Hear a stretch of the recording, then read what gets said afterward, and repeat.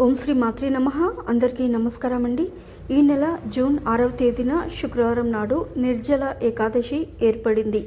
జ్యేష్ఠ మాసంలో శుక్లపక్షంలో వచ్చే ఏకాదశిని నిర్జల ఏకాదశి అని అంటారు. శుక్రవారంతో ఏకాదశి కలిసి రావడం చాలా విశేషం. కాబట్టి ఈ ఏకాదశి రోజున ఎలాంటి విధి విధానాలను పాటించడం ద్వారా ఈ సంవత్సరం మొత్తం అదృష్టం ఐశ్వర్యం వరిస్తుందో ఈ వీడియోలో తెలుసుకుందాం. ముందుగా ఈ వీడియోకి ఒక లైక్ కొట్టి ప్రతి ఒక్కరూ జై శ్రీరామ్ అని కమెంట్ చేయండి. సంవత్సరంలో 24 ఏకాదశిలు ఉంటాయి. ప్రతి ఏకాదశికి ఒక్కో విశిష్టత ఉంటుంది.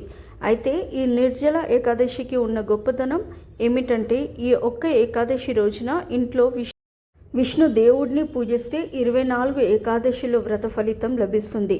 అలాగే 1000 యజ్ఞాలు చేసిన పుణ్యం లభిస్తుంది. అంతటి శక్తి ఈ నిర్జల ఏకాదశికి ఉంటుంది. మరి ఇంతటి అద్భుతమైన ఏకాదశిని అస్సలు మర్చిపోకండి. జూన్ 6వ తేదీన శుక్రవారం నాడు ప్రతి ఒక్కరూ తప్పనిసరిగా విష్ణుమూర్తిని అలాగే లక్ష్మీదేవిని పూజించండి. ఈ సంవత్సరానికి సరిపడా ఐశ్వర్యం లభిస్తుంది. ఉదయాన్నే నిద్రలేచి ఇల్లంతా శుభ్రం చేసుకుని ఇంటి గడపలకు పసుపు రాసి ఇంటి ముందు ముగ్గు వేసి చక్కగా తలస్నానం చేసి ఇంట్లో పూజ చేసుకోండి. విశేషంగా ఈ ఏకాదశి నాడు లక్ష్మీదేవిని అలాగే వెంకటేశ్వర స్వామిని పూజించాలి. పూజ చేసే ఆడవారు కాళ్ళకు పసుపు రాసుకొని కుంకుమ బొట్టు పెట్టుకొని పూజ గదిలో ఒక చిన్న ముగ్గు వేసి ఇంట్లో పూజ చేసుకోవాలి. ముందుగా పూజ గదిని శుభ్రం చేసి పూజ గదిలో ఉన్న లక్ష్మీదేవి చిత్రపటానికి అలాగే వెంకటేశ్వర స్వామి చిత్రపటానికి గంధం బొట్లు పెట్టుకోవాలి. అత్యంత శక్తివంతమైన దీపాలలో పిండి దీపం ఒకటి. కాబట్టి ఈ ఏకాదశి రోజున తప్పనిసరిగా బియ్యం పిండితో ఒక దీపం తయారు చేసి పూజ గదిలో వెలిగించండి. పిండి దీపానికి కుంకుమ బొట్లు పెట్టి నువ్వుల నూనె కానీ ఆవు నెయ్యిని కానీ పోసి 5 వత్తులు వేసి దీపారాధన చేయండి. వెంకటేశ్వర స్వామిని తులసి దళాలతో పూజిస్తే కోరిన కోరికలన్నీ వెంటనే నెరవేరుతాయి. కాబట్టి కొన్ని తులసి దళాలను తెచ్చుకొని మీ పూజ గదిలో పెట్టుకోండి. లేదా తులసి మాలను తయారు చేసి వెంకటేశ్వర స్వామి చిత్రపటానికి వేయండి. ఈ నిర్జల ఏకాదశి నాడు తులసి దళాలతో వెంకటేశ్వర స్వామిని పూజిస్తే అంతులేని ఐశ్వర్యం లభిస్తుంది. ఇక పూజలో నైవేద్యంగా పరమాన్నం నివేదించండి. ఈ ఏకాదశి రోజున ఇంట్లో పాలు పొంగిస్తే చాలా మంచిది. ఏ ఇంట్లో అయితే పాలు పొంగుతాయో అలాంటి ఇళ్లలోకి లక్ష్మీదేవి అడుగు పెడుతుంది. పాలతో నైవేద్యం తయారు చేసి పూజలో నైవేద్యం సమర్పించండి. లేదా ఒక చిన్న బెల్లం ముక్కను కూడా నైవేద్యంగా సమర్పించవచ్చు. పూజలో దేవునికి సమర్పించే పుష్పాలు చాలా ముఖ్యమైనవి. గులాబీ పూలతో లక్ష్మీదేవిని పూజిస్తే ఆర్థిక సమస్యలన్నీ వెంటనే తొలగిపోతాయి. చివరిగా లక్ష్మీదేవికి అలాగే వెంకటేశ్వర స్వామికి హారతిని సమర్పించి ఓం నమో భగవతి వాసుదేవాయ నమః అనే మంత్రాన్ని 21 సార్లు కానీ 108 సార్లు కానీ చదవండి. ఏకాదశి రోజున ఈ మంత్రం చదివితే ఎన్ని సమస్యలున్నా వెంటనే తొలగిపోతాయి. చివరిగా స్వామివారికి నమస్కారం చేసుకొని 5 ప్రదక్షిణాలు చేసి మీ పూజను పూర్తి చేసుకోండి. దీన్నే ఏకాదశి వ్రతం అని అంటారు. ఇక ఏకాదశి రోజున తప్పనిసరిగా ఉపవాసం ఉండాలి. ఈ ఒక్క రోజున ఉపవాసం ఉంటే ఎంతో పుణ్య ఫలితం లభిస్తుంది. మీ కుటుంబం అంతా ఆరోగ్యాలతో ఐశ్వర్యాలతో జీవిస్తారు. ఉపవాసం ఉండే ఆడవారు ఒక పూట ఉపవాసం ఉన్నా సరిపోతుంది. ఈ ఒక్కరోజు ఉపవాసం ఉంటే 24 ఏకాదశిల వ్రత పుణ్యాన్ని పొందవచ్చు.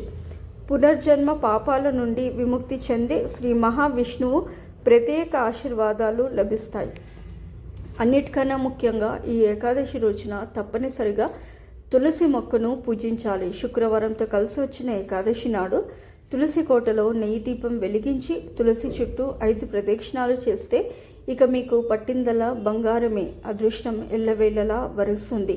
ఈ ఏకాదశి రోజున తప్పనిసరిగా ప్రతి ఒక్కరూ పసుపు రంగు వస్త్రాలను ధరించండి. ఈ రోజున పసుపు రంగు వస్త్రాలు ధరిస్తే విష్ణుమూర్తి అనుగ్రహం త్వరగా లభిస్తుంది.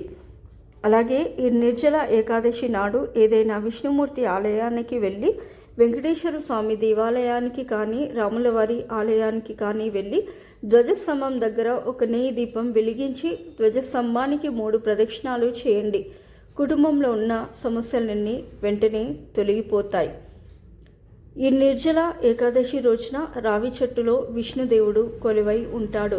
కాబట్టి రావి చెట్టుకు ప్రదక్షిణాలు చేస్తే జన్మ జన్మ పాపాలన్నీ తొలగిపోయి జన్మ జన్మల అదృష్టం కలిసి వస్తుంది. అన్నిటికన్నా ముఖ్యంగా ఈ ఏకాదశి నాడు ఖచ్చితంగా సాయంత్రం 6 దాటిన తర్వాత ఇంటి గుమ్మం ముందు 2 దీపాలు వెలిగించండి. ఈ దీపాలు లక్ష్మీదేవిని ఆకర్షించి లక్ష్మీదేవిని మీ ఇంట్లోకి ఆహ్వానిస్తాయి. కాబట్టి ఈ ఏకాదశి రోజున ఏది చేసినా చేయకపోయినా సాయంత్రం సమయంలో మాత్రం ఇంటి గుమ్మం ముందు 2 దీపాలు వెలిగించండి. మీ భర్త ఆదాయం పెరగాలంటే ఈ ఏకాదశి రోజున పూజ చేసేటప్పుడు పూజ గదిలో ఉన్న లక్ష్మీదేవి చిత్రపటం ముందు 5 యాలకులను పెట్టి లక్ష్మీదేవికి నమస్కారం చేసి ఈ యాలకులను మీ పర్సులో కానీ మీ బీరువాలో కానీ పెట్టుకోండి. క్రమక్రమంగా ధనవృద్ధి చెంది మీ భర్త సంపద ఖచ్చితంగా పెరుగుతుంది. శుక్రవారం అంటేనే లక్ష్మీదేవికి చెందిన రోజు. శుక్రవారంతో కలిసి వచ్చిన ఏకాదశి నాడు తప్పనిసరిగా రాళ్ళ ఉప్పును కొని మీ ఇంటికి తెచ్చుకోండి. విపరీతమైన సంపద చేకూరుతుంది. ఇంటి ఆదాయం పెరిగిపోతుంది. సంతానం కోసం ప్రయత్నించే దంపతులు ఏకాదశి రోజున తప్పనిసరిగా రావి చెట్టుకు ముడుపు కట్టండి. తప్పనిసరిగా సంతాన సౌభాగ్యం సిద్ధిస్తుంది. అప్పుల సమస్యలతో బాధపడి వారు ఈ ఏకాదశి రోజున రావి చెట్టు కింద నెయ్యి దీపం వెలిగించండి. అప్పుల సమస్యలన్నీ తీరిపోతాయి. దాంపత్య జీవితంలో సమస్యలు ఉన్నవారు ఈ ఏకాదశి రోజున ఉసిరి చెట్టుకు 7 ప్రదక్షిణాలు చేయండి. భార్య భర్తల మధ్య కలహాలు తొలగిపోయి ప్రేమానురాగాలు పెరుగుతాయి. ఈ ఏకాదశి రోజున విష్ణు సహస్రనామాలు చదివితే కోటి జన్మల పుణ్య ఫలితం లభిస్తుంది. ఈ ఏకాదశి రోజున నీటిని దానం చేస్తే డబ్బుకు సంబంధించిన సమస్యలు అలాగే వివాహానికి సంబంధించిన సమస్యలన్నీ తొలగిపోతాయి. సో ఇదండి ఇవాల్టి వీడియో. ఈ వీడియో కనుక మీకు నచ్చినట్లయితే ప్లీజ్ లైక్ చేసి మీ ఫ్రెండ్స్కి షేర్ చేయండి. అలాగే మా కొత్త వీడియోస్ మీకు వెంటనే చేరాలంటే మా ఛానల్ని సబ్స్క్రైబ్ చేసుకొని పక్కనే ఉన్నటువంటి బెల్ ఐకాన్ని ప్రెస్ చేయండి. ధన్యవాదములు.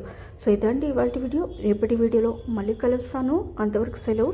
నమస్కారము. సర్వేజన సుఖినో భవంతు. ఫస్ట్ టైం నా ఛానల్ చూసేవాళ్ళు దయచేసి లైక్ చేయండి, షేర్ చేయండి, అలాగే సబ్స్క్రైబ్ చేసుకోండి. Thank you for watching.